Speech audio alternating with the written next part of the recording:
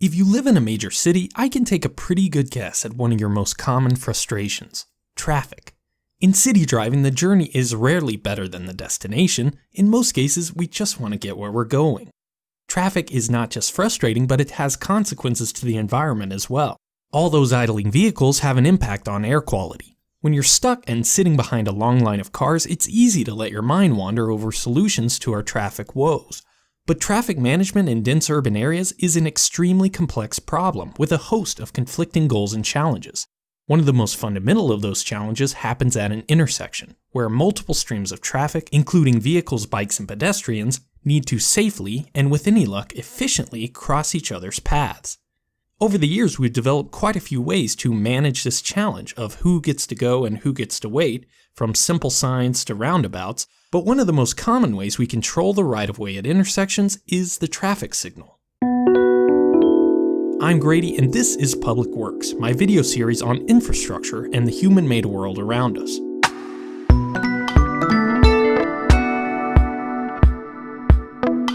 This video is sponsored by Squarespace. More on that later. There are a lot of good analogies between cities and human anatomy, and roadways are no exception.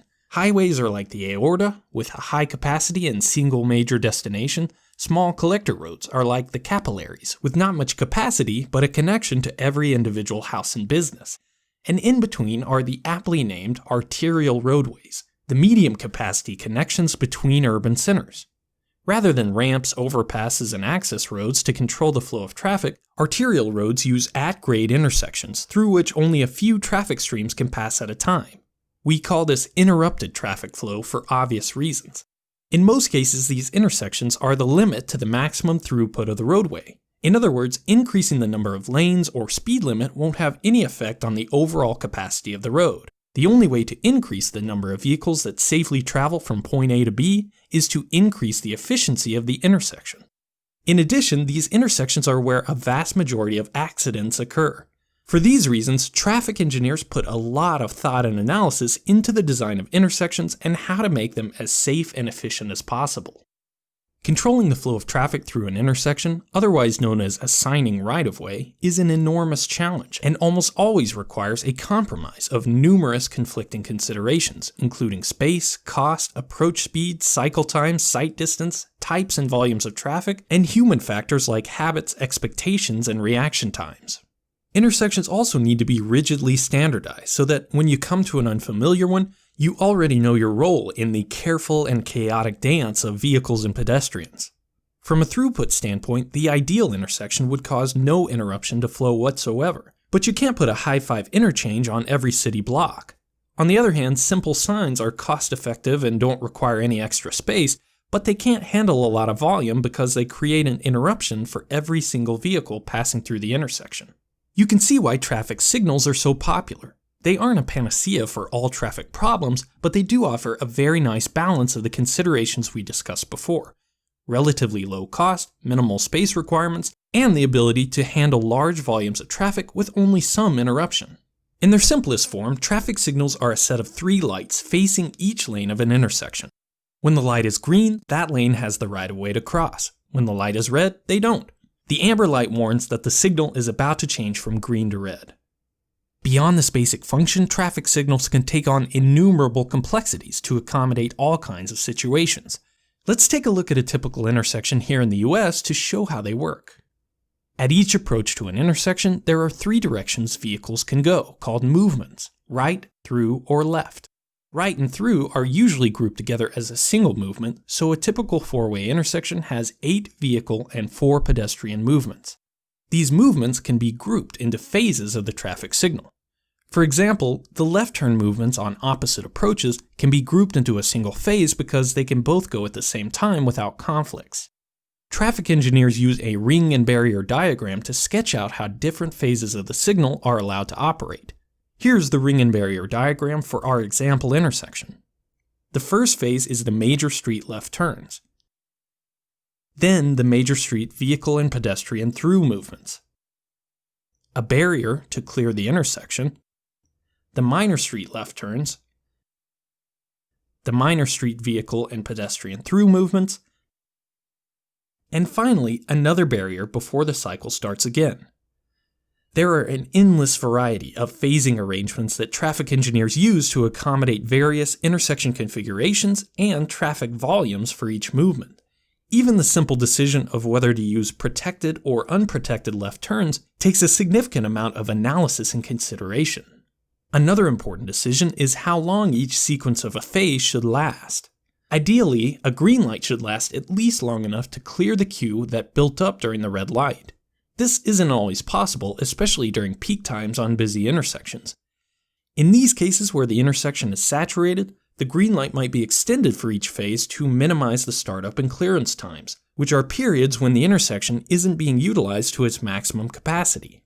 The amber light needs to last long enough for a driver to perceive the warning and decelerate their vehicle to a stop at a comfortable rate. 1 second for every 10 miles per hour or 16 kilometers per hour on the speed limit is a general rule of thumb, but traffic engineers also take into account the slope of the approach and other local considerations when setting the timing for yellow lights. In most places in North America, you're allowed to enter an intersection for the full duration of a yellow light, which means there needs to be a time when all phases have a red light to allow the intersection to clear. This clearance interval is usually about a second, but can be adjusted up or down based on speed limit and intersection size. So far, we've only been talking about signals on a set timing sequence, but most traffic signals these days are more sophisticated than that. Actuated signal control is the term we use for signals that can receive input from the outside and use that information to make decisions about light timing and sequence on the fly. These types of signals rely on data from traffic detection systems. These sensors can be embedded cameras or radars, but most commonly they're inductive loop sensors embedded into the road surface. They are essentially large metal detectors which simply measure whether or not a car or truck is present, sometimes to the annoyance of bicycles, scooters, and motorcycles that may be too small to trigger the loop. Whatever the type of sensor, they all feed data into an equipment cabinet located nearby. You've probably seen hundreds of these cabinets without realizing their purpose. Inside this cabinet is a traffic signal controller, essentially a simple computer that is programmed with specific logic to determine when and how long each light will last based on the information from the detectors. Actuated control gives a traffic signal much more flexibility to handle variations in traffic load. For example, if a nearby road is closed and traffic rerouted through a signal that doesn't normally see such high demand, it may need to be reprogrammed before the closure. A light equipped with actuated control will simply see the additional traffic and adjust its phasing accordingly. Same thing with special events like concerts and sports games that create huge traffic demands on irregular schedules, and even seasonal changes in traffic like in major tourist destinations. Actuated systems can also keep you from waiting at a long light when no one's crossing in the other direction. Finally, actuated control can help by giving priority to emergency vehicles and public transportation by using specialized detectors like infrared or acoustic sensors that communicate directly with certain types of vehicles. But actuated control isn't the end of the complexity. After all, it still treats each intersection as an isolated entity, when in reality each signal is a component of a larger traffic network. And each component of the traffic network can have an impact, sometimes a major impact, on other components in the system. Take the classic example of two signals closely spaced in a row on a major roadway. If one signal gives a green but the next one doesn't, cars can back up. If they back up far enough, they can sit through multiple cycles at an intersection without being able to pass through until the light beyond clears. It's a frustrating experience for anyone. A signal is inadvertently but significantly reducing the capacity of an adjacent signal. One solution to this problem is signal coordination, where lights can not only consider the traffic waiting at their intersection, but also the status of nearby signals. This is a very common configuration on long corridors with relatively minor but frequent cross streets.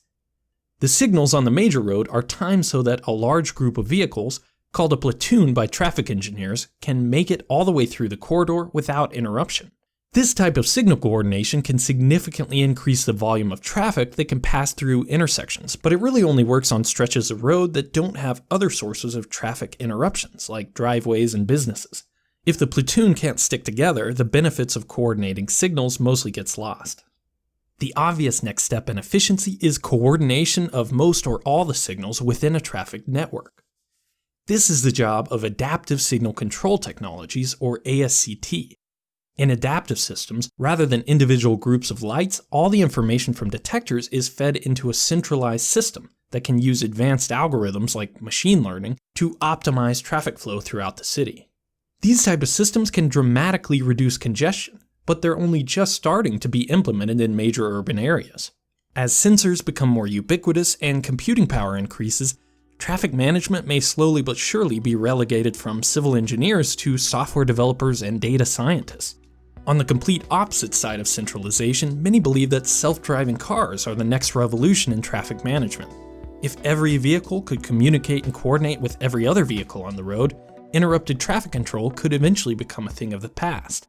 But don't get your hopes too high. In dense urban areas, traffic congestion is often self-limiting. Especially during peak times, for every one person on the road, there are many more at work or at home waiting for the congestion to clear up before they head out. This latent traffic demand means that any increase in capacity will quickly be filled up with more traffic, bringing the congestion back to the same level it was before. However we accommodate it, now or in the future, traffic will continue to be one of the biggest challenges in our urban areas, and traffic signals will continue to be one of its solutions. Thanks to Squarespace for sponsoring Practical Engineering. In a previous video, I asked you for suggestions on my website and got some great feedback. One that I really liked is that it should be more interactive. Squarespace is an all-in-one platform to build a website that doesn't require plugins, updates, or patches, and they're offering you a free trial at the link in the description below. Use code Practical Engineering to get 10% off. Just because Squarespace is simple to use doesn't mean limitations and features. In fact, I wrote this article explaining how engineers use hydrologic models, and I actually coded a simplified model as a demonstration. Using a code block, I can drop this JavaScript window directly into my article.